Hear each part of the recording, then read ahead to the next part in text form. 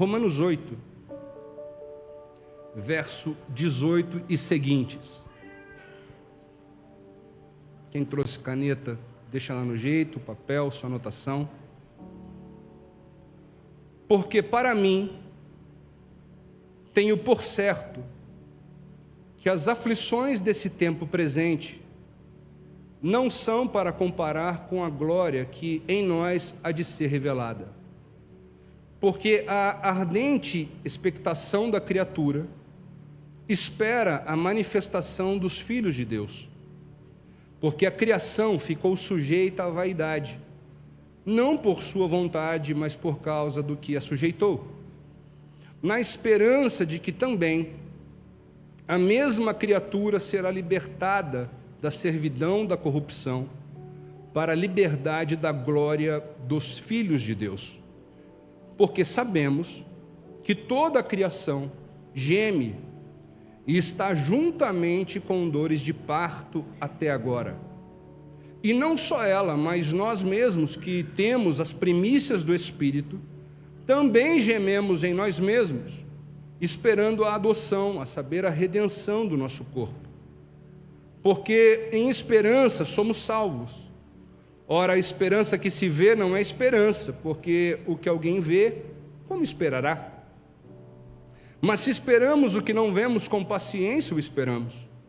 E da mesma maneira também o Espírito ajuda em nossas fraquezas, porque não sabemos o que havemos de pedir como convém. Mas o mesmo Espírito intercede por nós com gemidos inexprimíveis. E aquele que examina os corações sabe qual é a intenção do Espírito. E é Ele que, segundo Deus, intercede pelos santos. E sabemos que todas as coisas contribuem juntamente para o bem daqueles que amam a Deus, daqueles que são chamados por seu decreto. Senhor, nós te agradecemos pelo dom da vida, pelo privilégio que nós temos de estar diante da tua palavra, reunidos na tua casa, em teu nome, pelo privilégio que nós temos em te servir. Nós estamos aqui, Senhor, no primeiro domingo do ano, assim como caminhamos ao longo de 2025, e nós estamos aqui para te louvar, te bendizer e entregar nas tuas mãos o nosso ano de 2026. Se o Senhor estiver conosco, nós suportaremos, nós venceremos, nós estaremos guardados em Ti.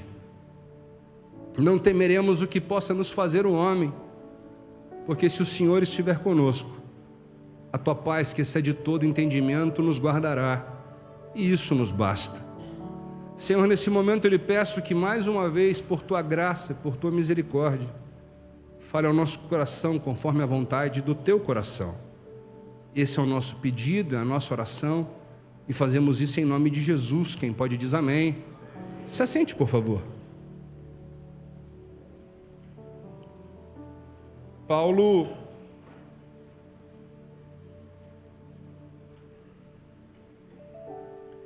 nos fala nesse texto uma verdade dolorosa,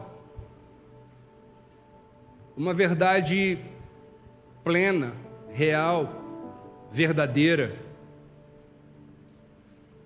Diferente do clima que o mundo fica nesse início de ano, na virada do ano, como nós estamos pensando aqui desde o ano passado, ano novo, vida nova, mas como ter uma vida nova com os velhos hábitos, como alcançar uma vida nova fazendo as mesmas coisas, como melhorar sem se transformar. E o apóstolo Paulo, diferente de votos de paz, de bênção, de alegria, de promessas vazias que não se cumprem, ao invés de palavras afáveis e promessas que, como fazemos no Brasil, muitos, prometem mudanças no ano novo e essas promessas não chegam nem no carnaval. O apóstolo Paulo começa de forma firme, não negando as adversidades. E é nisso que nós cristãos divergimos de muitas culturas. O estoicismo, uma corrente filosófica que eu gosto bastante, mas a gente diverge neles já aqui, porque eles refutam essa possibilidade de sofrimento. E o apóstolo Paulo deixa claro, o sofrimento é real, ele é presente. A dor é algo que a gente vive. E ele enfrenta isso com realidade. E ele traz algo importante que eu quero que você já guarde nesse momento, no início dessa reflexão. Porque Paulo diz que todos estão gemendo como dores de parto. Tem alguém me ouvindo? Todos, a criação e também os salvos, estamos gemendo, estamos sentindo dores. Mas Paulo diz que são dores de? São dores de? Então, há algo específico aqui. Porque a dor de um acidente é uma dor que se resume em si mesma. É uma dor que só gera a sensação ruim e nada mais. E é uma dor que pode sim ser o prenúncio do final. Alguém está me ouvindo? Mas Paulo diz que a dor que nós que estamos em Cristo sentimos não é uma dor para a morte, porque é uma dor que é sinônimo de contrações de parto. E a dor do parto é considerada uma das piores ou maiores dores que alguém pode enfrentar, mas é uma dor que não termina em morte. É uma dor que é o início da vida. Alguém já entendeu? E eu melhoro, começando o início dessa mensagem reflexiva hoje com vocês, no primeiro domingo do ano. As dores que nós enfrentamos em 2025, e eu não sei você, mas para mim, foi um dos anos mais difíceis da minha vida.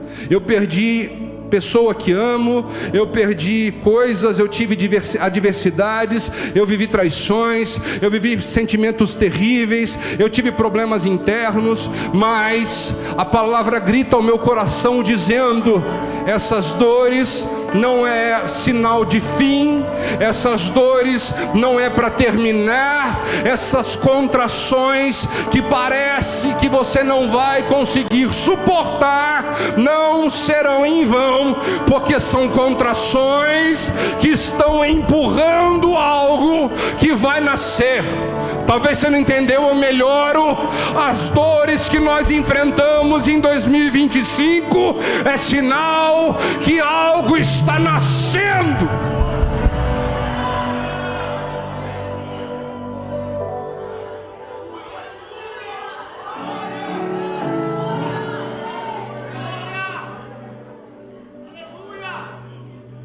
Estenda a mão para alguém perto de você e diz: não é em vão, não foi em vão, não é acaso.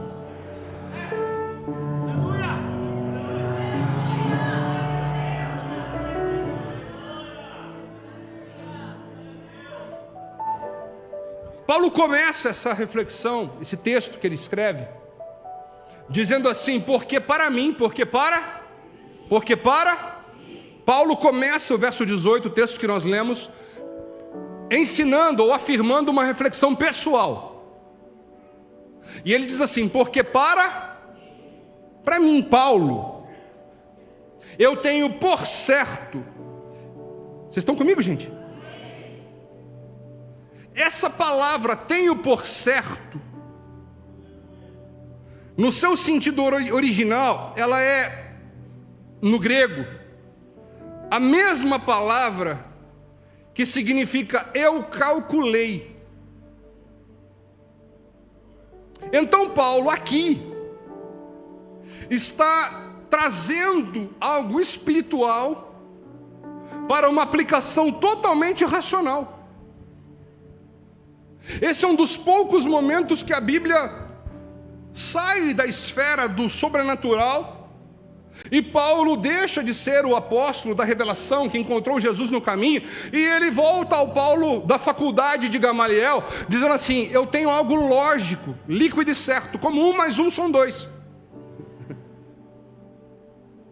Você não entendeu isso ainda? Paulo não está fazendo uma suposição espiritual, um talvez. Paulo está dizendo: certo como 1 mais 1 são 2, eu tenho uma palavra aqui. E ele diz assim: eu tenho certeza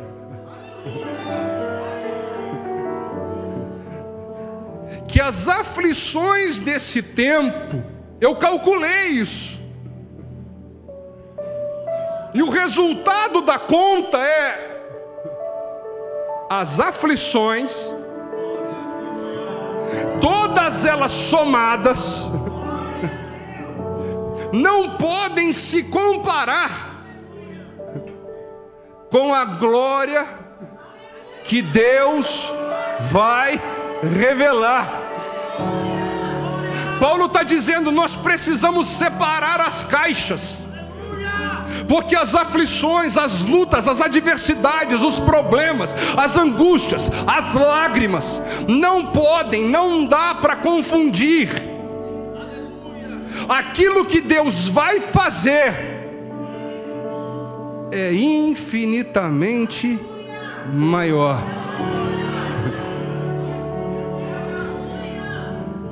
Eu mandei uma imagem para o Henrique hoje, coloca para mim, por favor, na tela.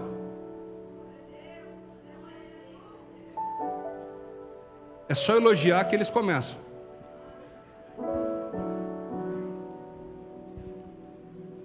Cadê o Henrique? O Flávio, vai lá falar com o Henrique para mim, por favor. Sumiu o Henrique. Você quer ver? Eu vou encerrar. Aí, agora sim. Essa é a cena que Paulo enxergou. Quando coloca na balança os problemas, as angústias, as dores, aquilo que vai se quebrando, ele tem um peso. Só que aí Deus vem e coloca as coisas que ele tem para entregar. E quando Deus começa a pôr na balança, é isso que vai acontecendo, ó. O peso daquilo que Deus tem para entregar, para fazer, as bênçãos que Deus vai ministrar, farão com que o peso da dor e da angústia se torne algo irrisório.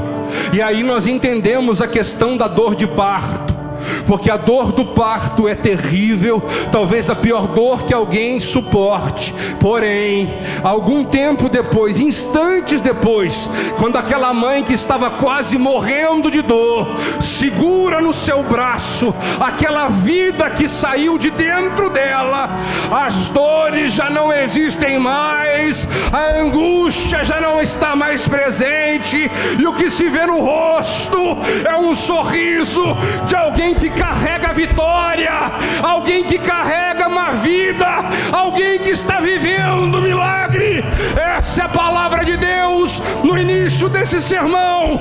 Deus está trazendo coisas grandes.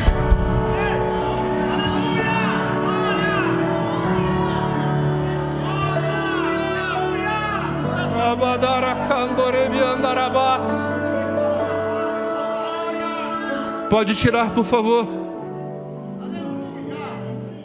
Depois eu vou pedir para disponibilizar na internet. Quem quiser baixar a imagem, fique à vontade. Sabe o que é mais interessante sobre a mãe? A mãe vai, sofre na gravidez, dói as costas, pesa a barriga, sofre no parto, está carregando o bebê. Depois que nasce, continua dando trabalho. Pouco tempo depois, quer engravidar de novo. Porque a sensação não dá para comparar com as dores. A dor passa, mas aquilo que Deus entrega, o desconforto dura 9 meses, a dor dura algumas horas, Mas o que Deus nos dá nasce e vai crescendo, e vai crescendo, e vai além de nós. Olha o que Paulo está enxergando. Alguém está me ouvindo? De forma racional, Paulo, em Deus vence a dor.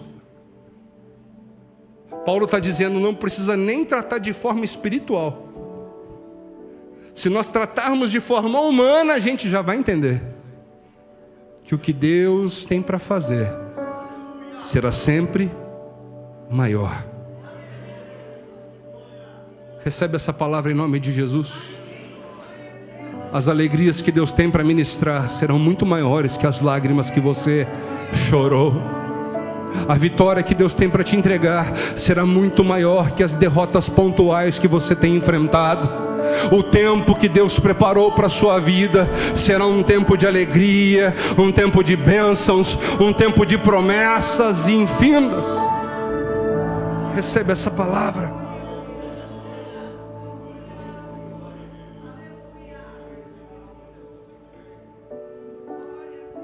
E Paulo, nesse início do texto,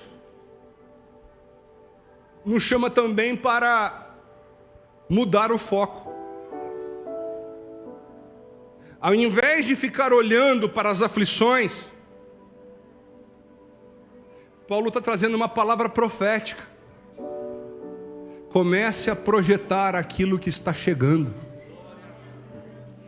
Ao invés de só se lamentar pelas angústias, foque naquilo que vem de Deus. Não entendeu? Ou melhor, eu estou cheio de problema, pastor. Estou passando uma fase horrível, mas está vivo. Pastor, estou cheio de problema na minha família. Está cheio de problema porque tem família. Pastor, deixei um monte de problema em casa. Deixou problema em casa porque tem casa.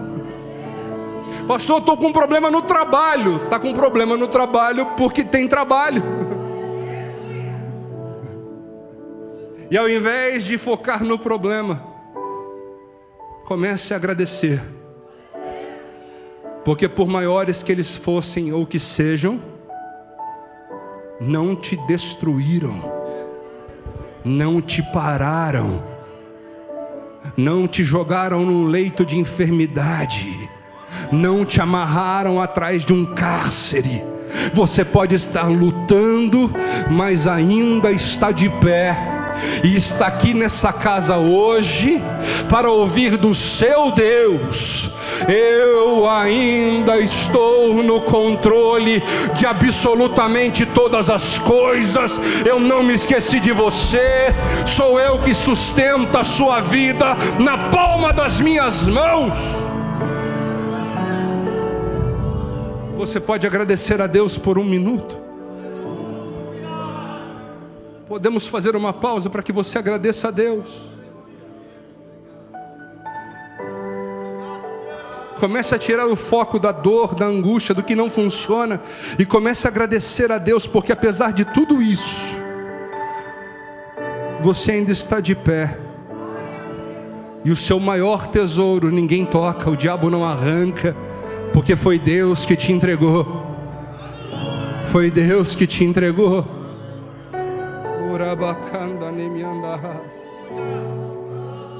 Aleluia, aleluia, aleluia, aleluia, aleluia.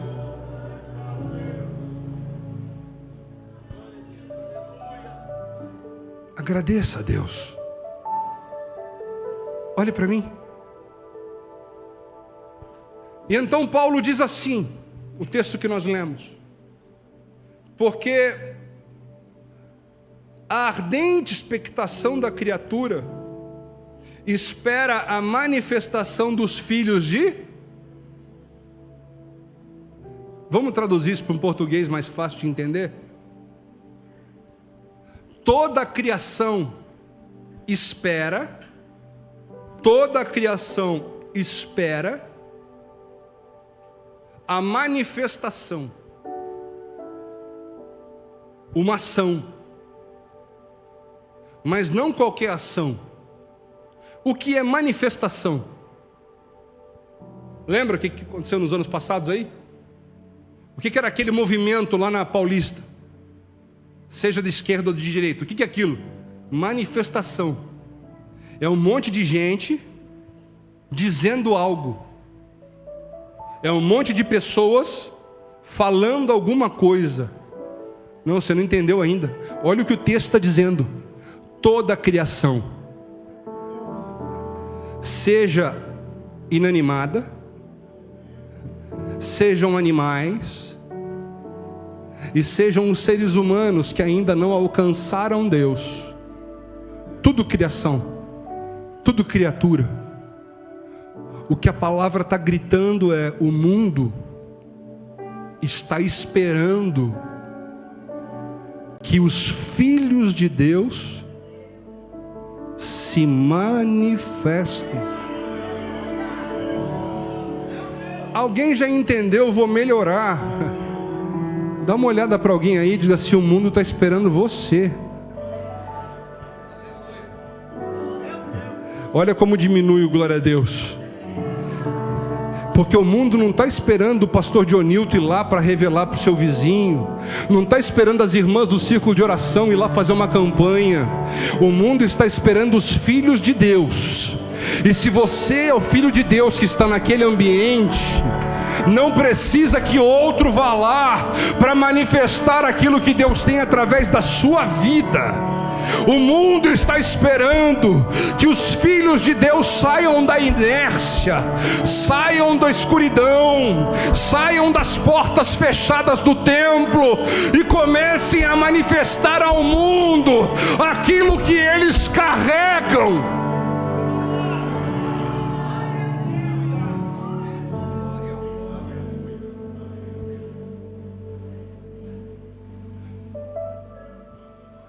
Nós queremos um ano melhor, queremos um mundo melhor, queremos uma cidade melhor, mas esperamos isso dos outros. A mudança que o mundo precisa começa a partir de nós. O grande problema é que muitas igrejas se tornaram círculos sociais. E muitos filhos já não se portam como filhos.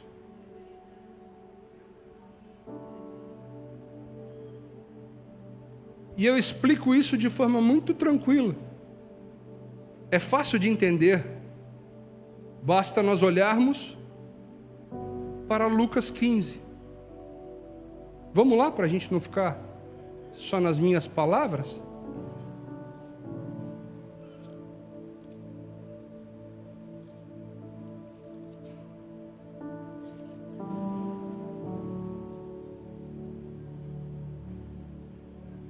Lucas 15, verso 11.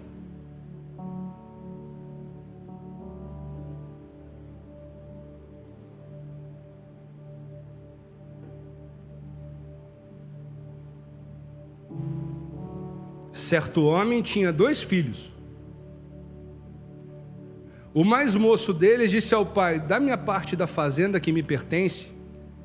E ele repartiu por eles a fazenda. E poucos dias depois, o filho mais novo, ajuntando tudo, partiu para uma terra longínqua e ali desperdiçou sua fazenda vivendo dissolutamente. E havendo ele gastado tudo, houve naquela terra grande fome, e começou a padecer necessidades. E foi, e chegou-se a um dos cidadãos daquela terra, o qual mandou para os seus campos apacentar porcos. E desejava encher o estômago com bolotas que os porcos comiam, e ninguém lhe dava nada. Tornando em si, disse: quantos jornaleiros ou funcionários do meu pai têm abundância de pão, e eu aqui pereço de fome. Levantar-me-ei e irei ter com meu pai, e dir-lhe-ei: pai, pequei contra o céu e perante ti, já não sou digno de ser chamado teu filho, faze-me como um dos teus jornaleiros ou dos teus empregados. E levantando-se, foi para seu pai. E quando ainda estava longe, viu o seu pai e se moveu de íntima compaixão. E correndo, lançou-se-lhe ao pescoço e o beijou. E o filho lhe disse: pai, pequei contra o céu e perante ti, e já não sou digno de ser chamado teu filho. Mas o pai disse aos seus servos: trazei depressa o melhor vestido e vestilho, e ponde-lhe um anel na mão, e alparcas ou sapatos nos pés. Olha para mim.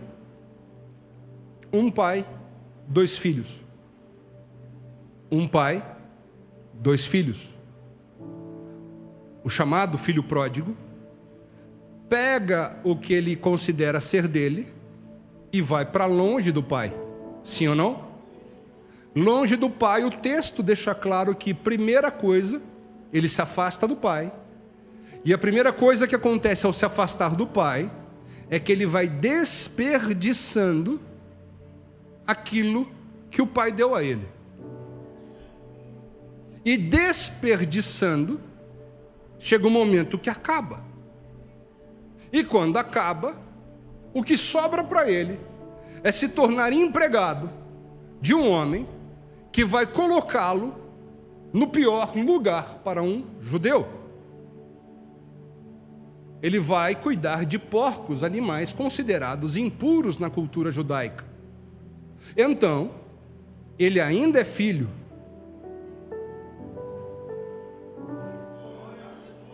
Mas desperdiçou tudo, porque decidiu se afastar do pai. E longe do pai, ele gasta tudo e está numa situação humilhante, vexatória. E tudo isso está acontecendo por quê? Porque ele decidiu se afastar e viver longe do pai, pensando que seria melhor. E esse é um reflexo da humanidade. Porque a sensação de independência de Deus é aquilo que o mundo coloca em nós. E nós pensamos que dinheiro, riqueza, status social, amizades vão nos satisfazer. Mas o que o texto nos ensina é que tudo isso, longe do pai, acaba. Porque na casa do pai tinha festa, tinham amigos. Mas ele prefere andar longe, do jeito dele. Como nós já vimos aqui em outros momentos. Uma das músicas mais tristes da minha concepção é My Way, de Frank Sinatra. Porque ele fala com muita alegria: eu fiz do meu jeito. Só que do meu jeito não funciona. Do meu jeito eu termino como filho pródigo, me afundando. E é por isso que nesse exato momento em que nós estamos aqui, há um mundo lá fora angustiado. Hoje é dia 4, amanhã é praticamente o primeiro dia útil valendo do ano. E tem muita gente nesse momento angustiada, porque tentou satisfazer a carne com alegria na virada do ano, e gastou mais do que podia, fez mais do que podia, achando que ia ser feliz. E agora já está preocupado, porque amanhã começam as contas, amanhã começa a vida normal, amanhã chegam as consequências. Pessoas que satisfizeram a carne, tiveram relações com outras pessoas, amanhã vão procurar no médico para ver o resultado do exame. Será que eu peguei uma doença? Será que eu estou condenado?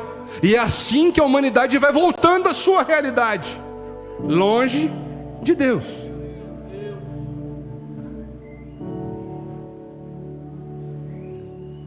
E o reflexo disso, que a palavra nos mostra, é que só vai de mal a pior. A grande beleza do texto é que diz que lá no meio dos porcos,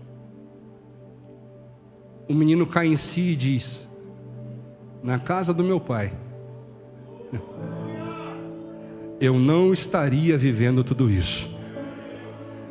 Perto do meu pai, eu nunca soube o que é essa vergonha. E caindo em si, ele volta. e não volta para exigir, volta para pedir misericórdia. Ele entende, é melhor ser um servo do meu pai do que continuar no meio desses porcos. Ele entende, o meu pai, mesmo triste por eu ter abandonado, vai cuidar de mim melhor do que aqui estou. E a grande surpresa é que ele volta sujo, envergonhado e pobre, tendo gasto tudo que recebeu, pensando que não tinha mais oportunidade. Mas a Bíblia nos diz que quando ele aponta lá na estrada, o pai se levanta, corre até ele. Ele ainda está sujo, está cheio de lama, está cheirando mal, mas quando ele decide chegar perto do pai, a Bíblia diz que o pai o abraça, porque ele está sujo, gastou tudo, se afastou, mas ainda é filho. O mundo está aguardando os filhos deixarem a lama, os filhos saírem do chiqueiro e voltarem para a posição de filho.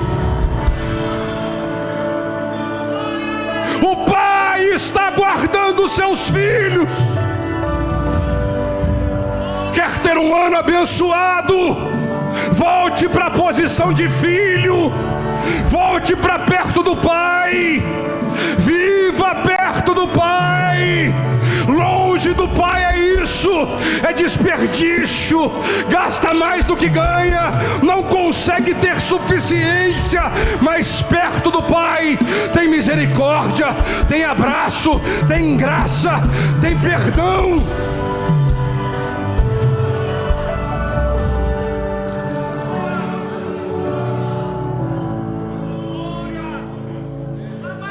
Esse texto arde no meu coração, porque no chiqueiro ele ainda era filho,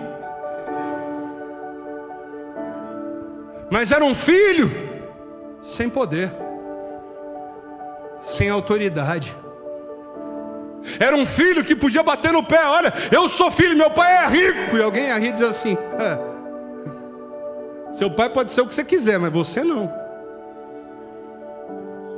E até quando você vai continuar tentando fazer do seu jeito? Até quando você vai continuar independente do pai? Quer continuar assim? Faça. A escolha é sua. Você pode ser filho, mas será um filho gastando tudo o que recebeu. E infelizmente muitos desses filhos vão terminar seus dias junto aos porcos, com potencial de filho, com direito de filho, com DNA de filho, mais longe. E essa decisão não é o pai que toma, não é ninguém que decide. O filho que foi é o filho que decide voltar.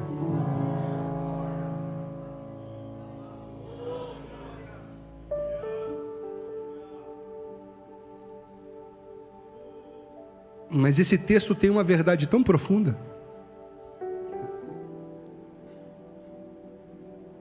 Em outro momento nós falamos sobre isso. Eu vou até pedir para o pessoal da mídia procure isso e coloque a mensagem com destaque no YouTube. Porque tem um sujeito oculto na história do filho pródigo.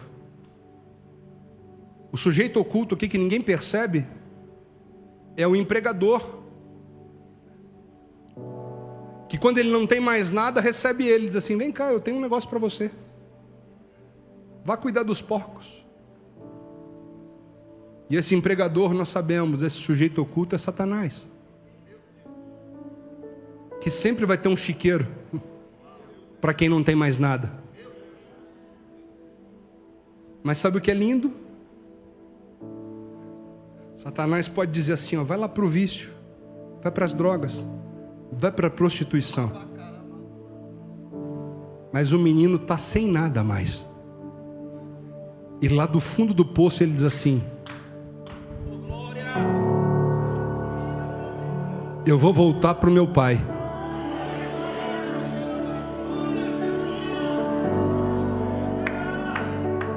Eu não vou viver mais um ano longe do meu pai, não. Eu prefiro ser empregado perto do meu pai do que continuar aqui nas mãos desse homem. Eu prefiro ser um ninguém perto do meu pai do que continuar distante. E ele vai voltando. E isso é uma luta interna. Dentro dele os fantasmas vão gritando: mas vai voltar, você não vai ser recebido, você não vai ser amado, você vai ser apontado, vão te criticar, vão falar mal de você, vão dizer que você não tem direito. Mas apesar de tudo isso ele diz: eu vou voltar. Estou sujo, vou voltar. Devendo, vou voltar. Tendo sido ingrato, vou voltar. E quando ele decide voltar, a surpresa é grande, porque o pai não tem nenhuma vergonha para apontar. O pai ainda tem abraço, o pai tem graça, o pai tem misericórdia. Eu estou aqui para te dizer que se você decidir viver esse ano de volta na presença do pai, a surpresa da graça vai te abraçar. E você chega pensando que não merece, que não tem mais jeito. Mas não é sobre quem nós somos, não é sobre o que eu posso, não é sobre o que eu sei, não é sobre o que eu tenho. É sobre o pai que me amou, morto em delitos e pecados. É sobre o pai que me aceitou no estado deplorável. É sobre o pai que Davi escreveu: ele me arrancou do charco de lodo e firmou os meus pés. É sobre o pai que está de braços abertos dizendo: vem, filho, volta, filho. E se longe do pai era vergonha, se longe do pai ele estava humilhado, a Bíblia diz que quando ele volta, a primeira coisa que o pai faz é dar um abraço. Porque longe do pai o que ele recebe são dedos apontados: fica aí no chiqueiro, viva na lama. Ele sente tanta fome que ele tem inveja dos porcos. Ele olha para os porcos e diz: os porcos têm o que comer, os porcos se satisfazem e eu estou aqui padecendo. Os últimos abraços que ele recebeu é quando ele ainda tinha algum recurso. E esse é um reflexo do mundo. No mundo nós valemos aquilo que temos. Se você provê, se você paga a festa, se você tem status, os convites são enormes. Se você já não tem mais como prover, se você não tem o que ofertar, vai diminuindo. Vai diminuindo. E é assim que ele está. Talvez o último abraço falso que ele recebeu é quando ainda tinha alguma coisa. E ele volta arrasado. E a primeira coisa que o pai faz é abraçar. É dizer para ele: você está desse jeito, mas ainda é meu filho. Você me deixou, mas ainda é meu filho. Você decidiu se afastar, mas ainda é meu filho. E então o pai o recebe com um abraço. O pai lhe dá um beijo. Não, você não está entendendo. Ele está cerimonialmente impuro. Ninguém iria beijar alguém que vem dos porcos, mal cheiroso, sujo de lama. Lembre-se, estamos falando de mais de 2000 anos atrás. Não tem um chuveiro, não tem um perfume. Ele volta em estado deplorável. O pai não só abraça, como beija. Eu estou aqui para te dizer: se você só continua no chiqueiro, se você quiser, você só continua afastado se você quiser, você continua vivendo como viveu 2025 se você quiser, mas se você firmar o pé e dizer: não importa como eu estou, não importa como eu cheguei aqui, eu ainda tenho um pai, eu ainda tenho um pai. E você quer saber algo? Eu te digo: esse pai me ama quanto, pastor? O quanto esse pai está disponível por mim? O quanto esse pai gosta de mim? É muito simples. Esse pai entregou o seu filho unigênito para morrer na cruz, para perdoar os nossos pecados. O quanto ele está disposto a te perdoar.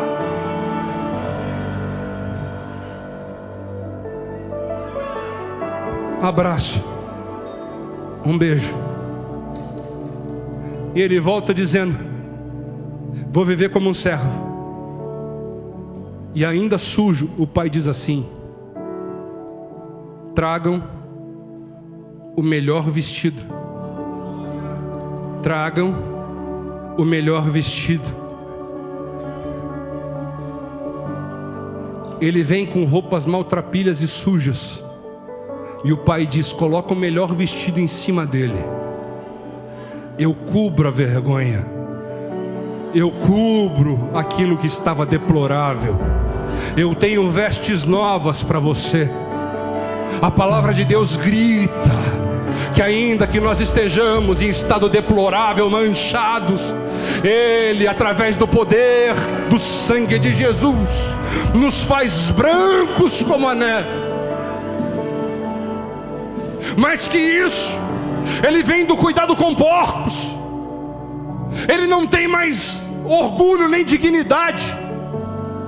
Aí o pai vem e diz assim: pega o anel.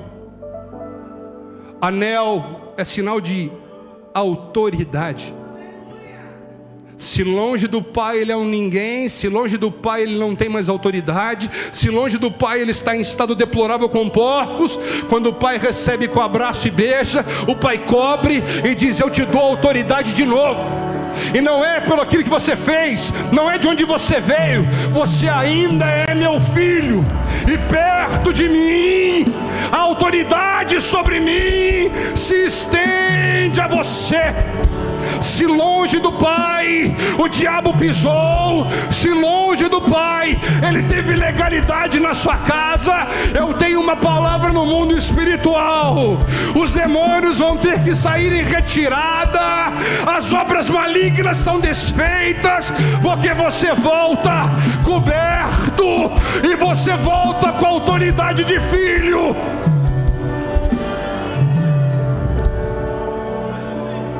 Quem gastou com a macumba perdeu dinheiro. Quem gastou com trabalho contra você gastou à toa. O coitado do sapo ou da galinha morreu em vão, porque contra filhos de Deus não cabe encantamento. Recebe a autoridade de Deus, recebe a autoridade do Pai hoje.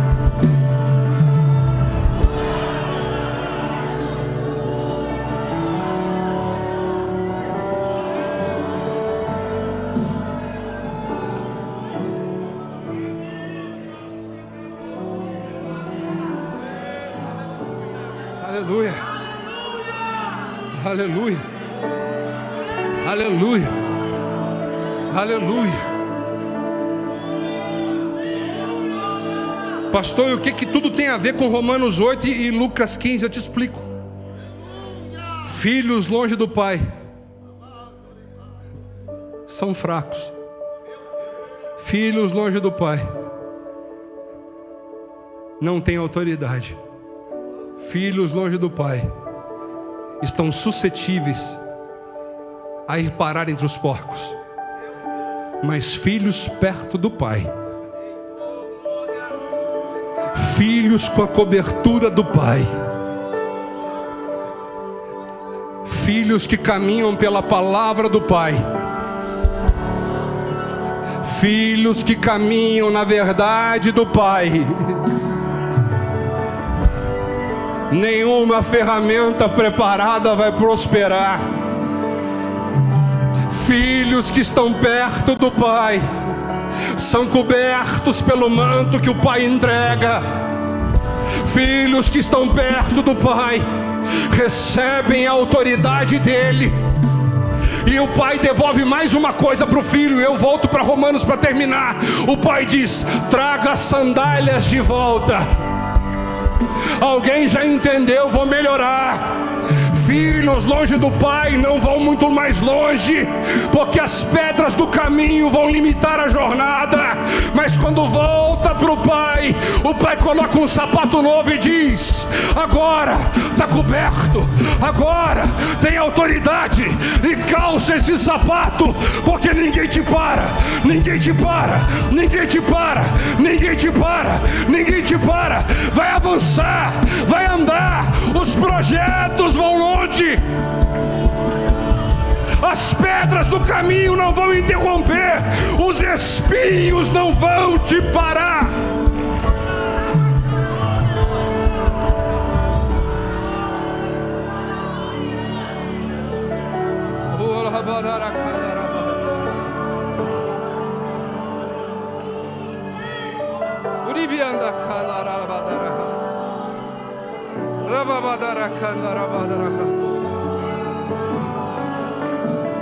Você pode tirar um tempo de agradecer, para agradecer a Deus?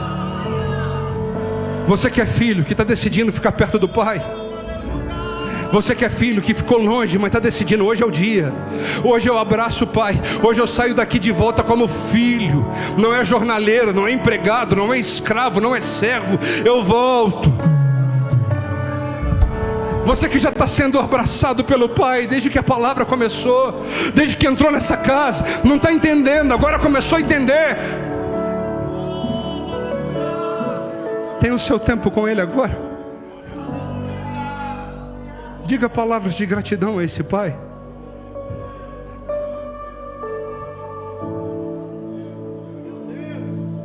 Oh Deus,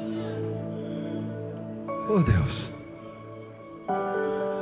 obrigado, Jesus.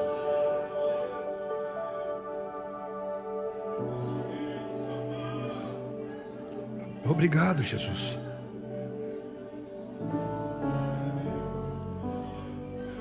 Olhe para mim, a gente precisa terminar.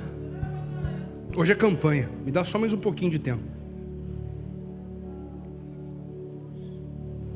E Paulo continua, para nós terminarmos, dizendo assim, verso 26. E da mesma maneira também, o Espírito ajuda as nossas fraquezas. O Filho não anda sozinho. O Espírito está escrito aí com E maiúsculo. Não é o nosso, é o dele. E o Espírito nos ajuda nas nossas fraquezas. O Espírito nos ajuda nas nossas, porque não sabemos o que havemos de pedir como convém. Ou seja, a gente não sabe pedir tudo certo, mas o Espírito nos ajuda.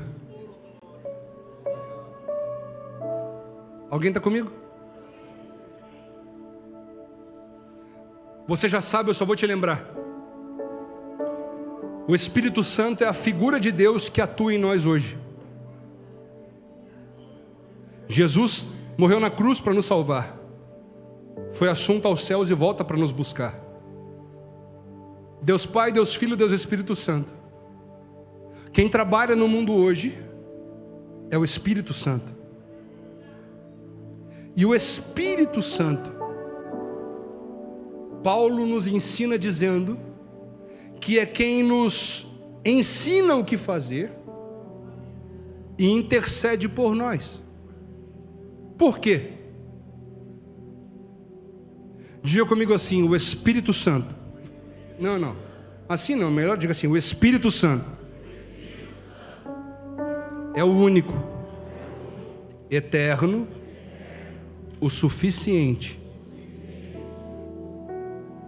para nesse momento, enquanto eu estou aqui, dia 4 de janeiro de 2026, às 11h13 da manhã, Ele é o único, eterno, o suficiente para ir lá no meu passado, para ir antes de eu nascer. Ele é o único, eterno o suficiente para ir lá no meu futuro, que eu ainda não conheço. Ele é o único, eterno o suficiente para falar comigo agora. Melhor é isso, diga assim: Ele visita o meu passado, Ele visita o meu futuro, e é só Ele que garante o meu presente.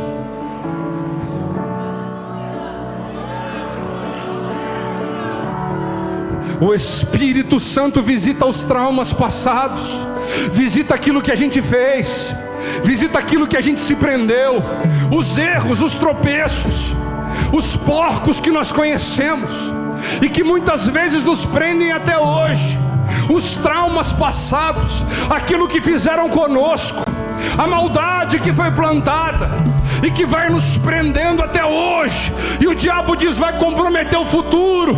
Mas nessa manhã ele nos visita, nos fazendo entender: eu visito esse passado e trago a sua memória hoje para dizer: ele não tem poder para te prender. O que foi feito, mas eu te trouxe até aqui. E mais importante, eu já conheço o seu futuro, porque eu estou lá.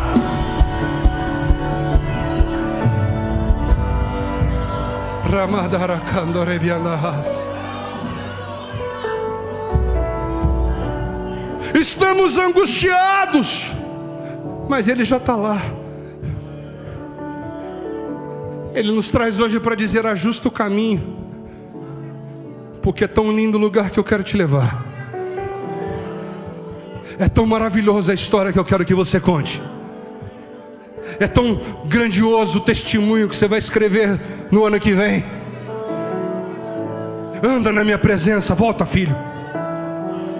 Volta, filho.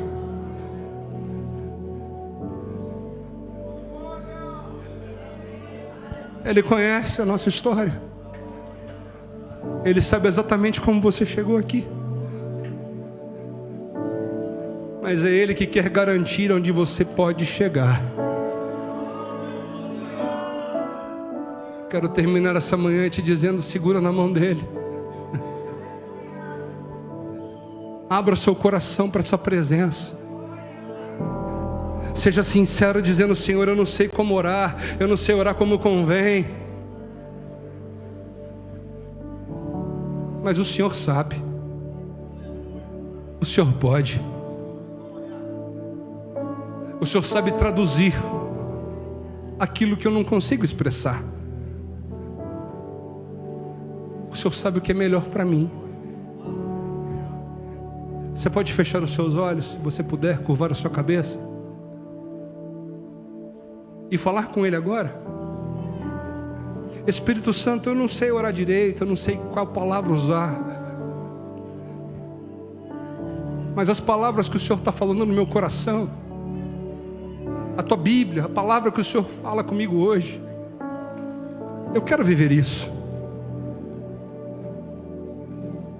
Eu quero caminhar de forma melhor. Eu quero um futuro melhor para minha casa. Eu quero um futuro melhor para as minhas emoções. Eu quero caminhar contigo. Eu não quero mais estar debaixo da pressão, do jugo de Satanás, do espírito desse mundo. Eu não quero mais me angustiar tanto com medo da incerteza do futuro. Eu quero entregar nas Tuas mãos minha vida, meus sentimentos, meus negócios, meu dinheiro, meus filhos, meu casamento, os meus pais, meus irmãos, meus negócios, meus amigos. Quero confiar em Ti para curar as minhas feridas, para curar a dor da minha alma, para ser meu bom amigo, para ser a minha direção, a minha luz, o meu guia, para firmar os meus pés, para que eu possa me projetar no mundo como filho, alterando os ambientes ao meu redor, mudando vidas ao meu redor, sendo relevante na vida das pessoas, acrescentando a Tua presença a elas.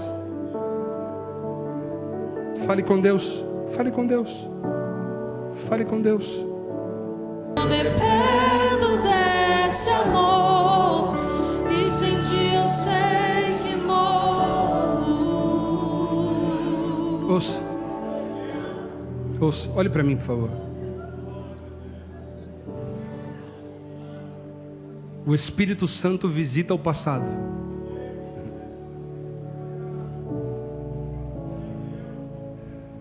Quando falamos de maldição hereditária, precisa entender isso com muito cuidado.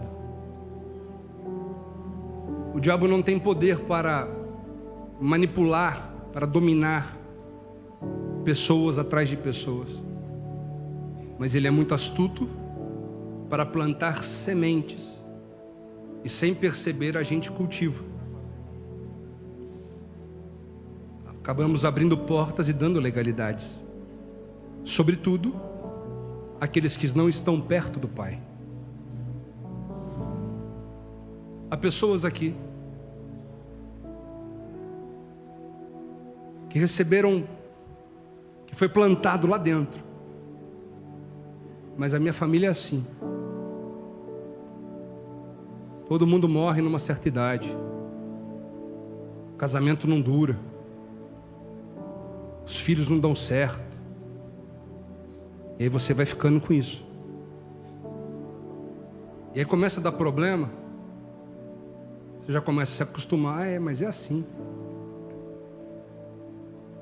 Se isso aconteceu até hoje com você, para aqui hoje.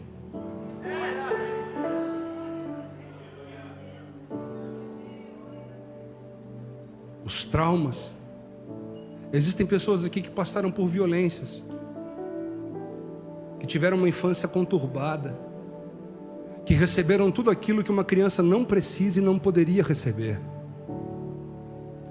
Mas você não vai ser uma réplica do que fizeram com você. Há pessoas aqui que cresceram em ambientes de vício. Há pessoas que cresceram sem um pai, sem uma figura materna, sem uma figura paterna. E o inimigo começa a gritar: é isso que você é. Termina hoje aqui. Você não é isso. E o Espírito Santo visita o seu passado, cura o seu presente e garante o seu futuro. Você não vai ser um empresário quebrado como algum antepassado foi. Você vai prosperar. Você não vai ser um fracassado como alguém um dia foi ou disse sobre você. Você vai dar certo. Você não terá uma família fracassada. A sua família será guardada por Deus. Você não termina como lançaram uma palavra contra a sua vida. Você está guardado em Deus. Você não será mais um angustiado, mais um doente, mais um mentalmente fraco. Você está guardado por Deus. Guardado por Deus. É o Espírito Santo que está em você e vai te dirigir até o último dia da sua vida. Alguém recebe essa palavra? Ergue a sua mão. E se algo desse tipo passou na sua vida ou chegou até hoje, declare do jeito que você puder: termina hoje, termina em mim. Não alcançará meus filhos, não alcançará minha geração. Acaba aqui.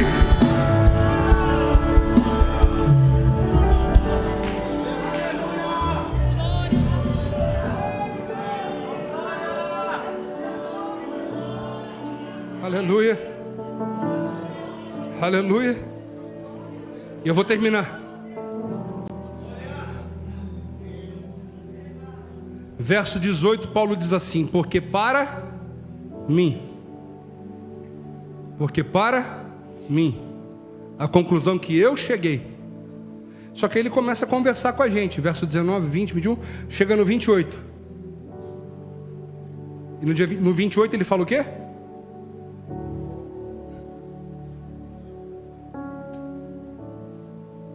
Tem alguém aí, gente? No verso 18 ele diz assim: para mim. No verso 28 ele fala o quê?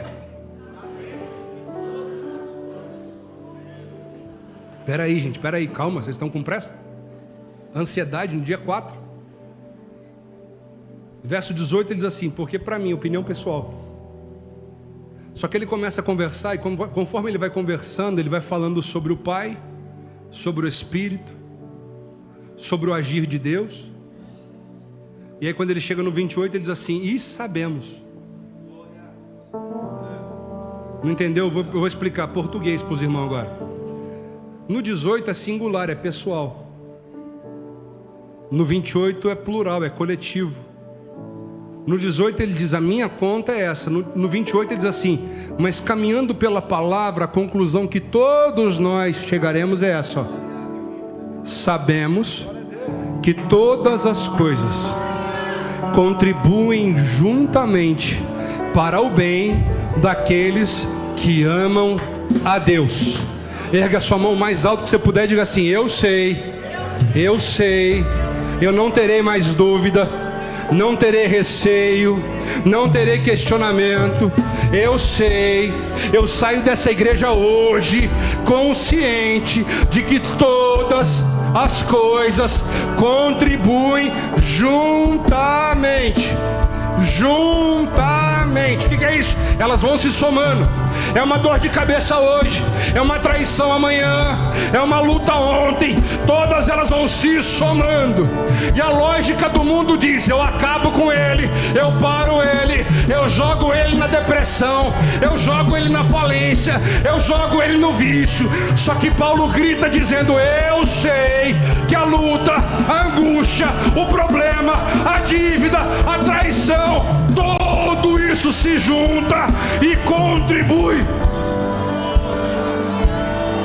para o bem, para o bem, para o bem, para o bem, para o bem, para o bem, para o bem, para o bem, para o bem. Todas as lutas de 2025, Deus está somando um pacote gigante para entregar bênçãos para os seus filhos. Todas as lágrimas, as noites sem dormir, as aflições, tudo isso concorre para o bem. Concorre para o bem. Concorre para o bem. E é esse o poder da palavra de Deus. Porque em qualquer lugar que nós estivéssemos falando das dores de 2025, a gente ia sair de cabeça baixa, lamentando e dizendo, foi o pior ano, foi ano de lágrima, eu estou quebrado, eu não sei como é que eu resolvo esse ano. Mas na presença de Deus, eu começo fazendo as contas com Paulo, no verso 18, falando das aflições, falando de luta, falando de lágrima, falando de endividamento, falando de problema. Só que aí eu termino dizendo, mas agora eu sei, e queria ter tido mais problema, porque debaixo dessa equação eu entendi, quanto mais lágrima, quanto mais angústia, quanto mais batalha, é na proporção que Deus entregará vitórias.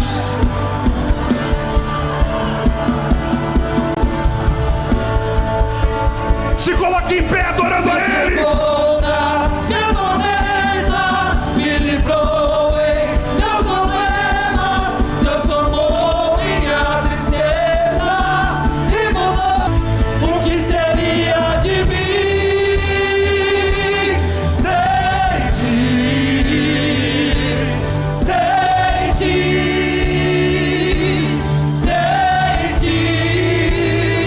O que seria de mim?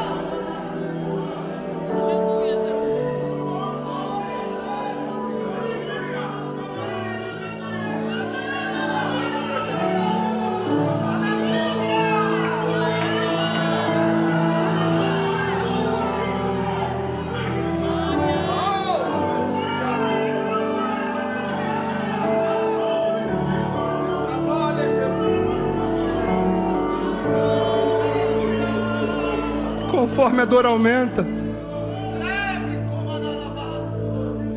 é que está mais perto de nascer. Suporta mais um pouco.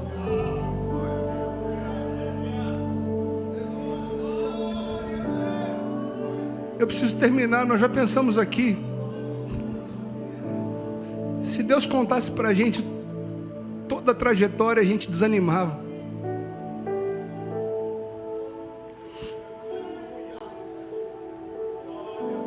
E é por isso que Deus só dá promessa, Ele só conta o que Ele vai fazer.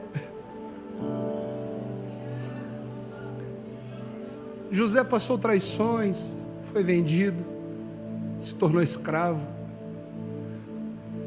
foi acusado falsamente, sem poder se defender, foi preso de forma injusta. Mas tudo isso eram dores do tempo presente dele,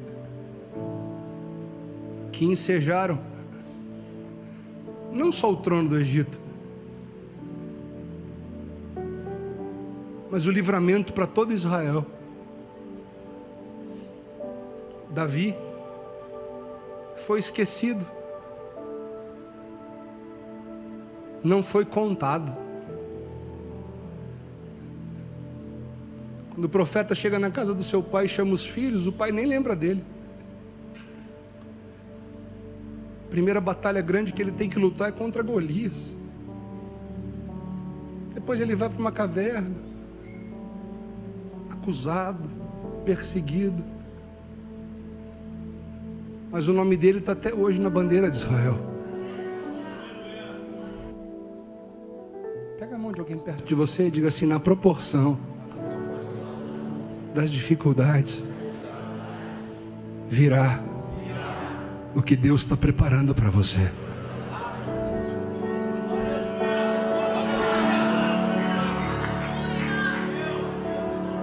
Pega de novo na mão e diga assim para ele: o Espírito Santo vai te ajudar a suportar até que tudo esteja pronto.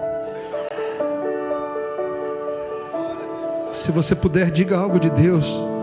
Se você sentir liberdade, de forma carinhosa, ore por essa pessoa. Se Deus te confiar uma palavra, entrega. Senhor, nós estamos na tua casa, na manhã desse primeiro domingo do ano. Eu te agradeço, Jesus, porque a tua palavra não falha, porque a tua palavra nos alcança na hora certa. E nesse primeiro domingo do ano, o Senhor nos diz para, como filhos, continuarmos perto de ti. Nesse primeiro domingo do ano, o Senhor chama os teus filhos que estavam longe para voltar para perto. Nesse primeiro domingo do ano, o Senhor diz para os filhos que se afastaram, mesmo sujos, que perto do Senhor tem abraço, tem perdão, tem autoridade de novo.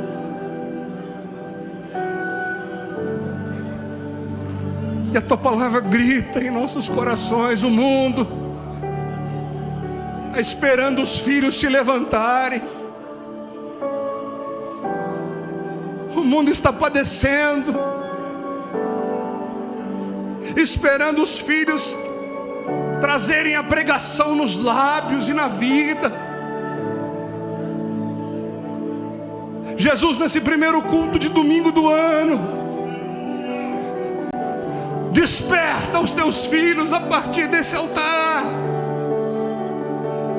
Uma igreja viva, que alcance vidas por exemplo, não palavras, não vãs filosofias, mas que leve realmente amor no lugar da dissensão.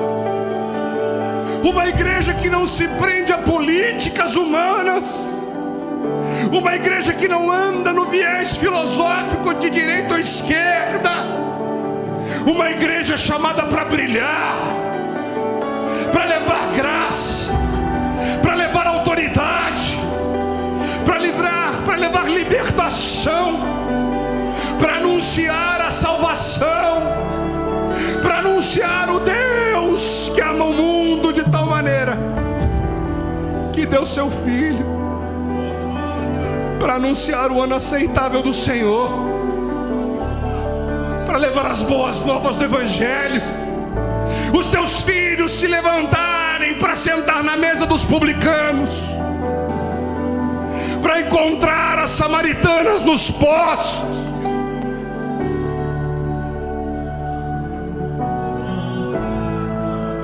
para abraçar os leprosos, para impor as mãos aos cegos, para parar os cortejos fúnebres, para trazer esperança às viúvas. Levanta os teus filhos essa manhã, Senhor. Levanta os teus filhos a partir desse dia, Senhor. Que esse não seja mais um ano,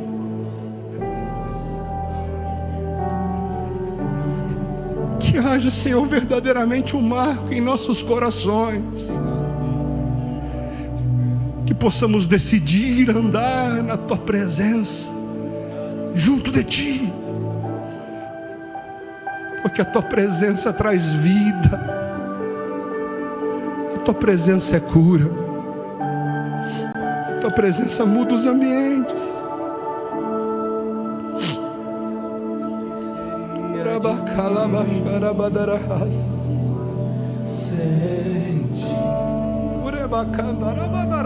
Sente,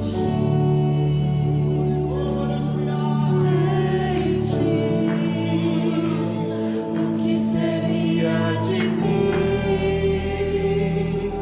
Sente,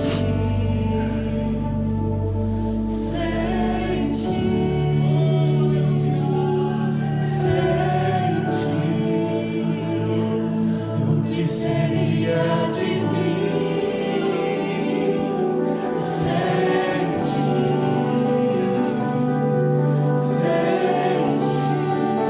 Se você precisa de uma oração especial, vem rápido aqui para o altar, eu preciso orar com você.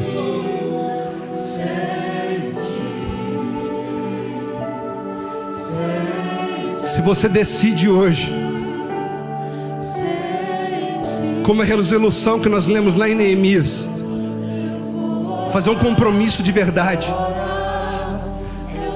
que vai andar perto do Pai, que vai ficar junto dele, vem para o altar. Este não é um culto normal, é o primeiro domingo do ano. Já passamos o horário.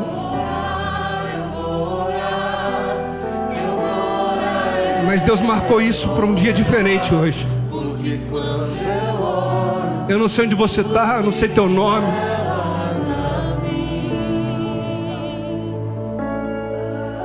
Vem para o altar. Vem o mais perto possível do altar. Quem estiver na frente, põe a mão no altar. Quem vai chegando atrás, vai se aproximando dos outros. Podem vir. Podem vir. Podem vir.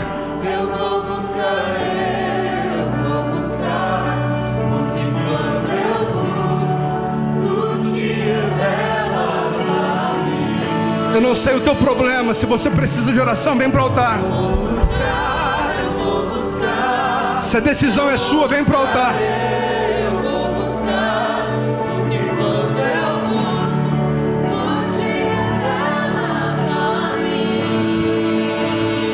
Enquanto nós cantamos pela última vez, eu te chamo. Esse é o seu momento. Eu vou buscar, porque quando eu busco, tu te revelas a mim. Eu vou orar, eu vou orar, eu vou orar, porque quando eu oro, tu te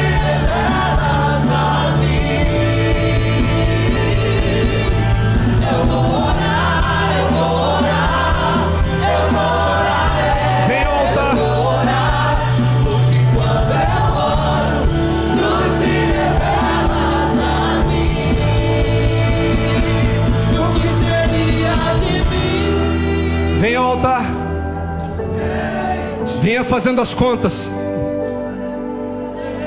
Venha somando as dores, as tristezas, as angústias.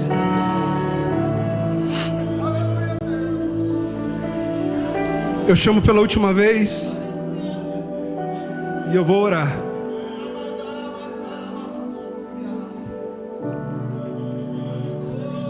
Você que sofreu muito em 2025, vem pra cá. Essa não é uma manhã normal. Não pode ser. Venha fazendo as contas.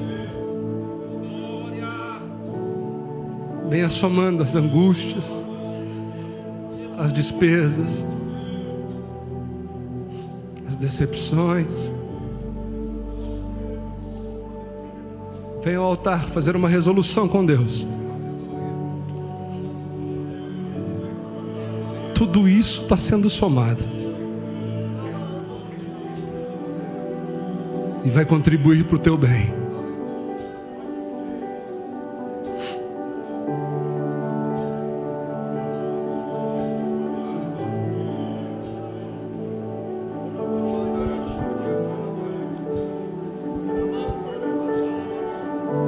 Vem orar aqui, Junilton. Pastor Sérgio, pastor Eze, desçam para orar.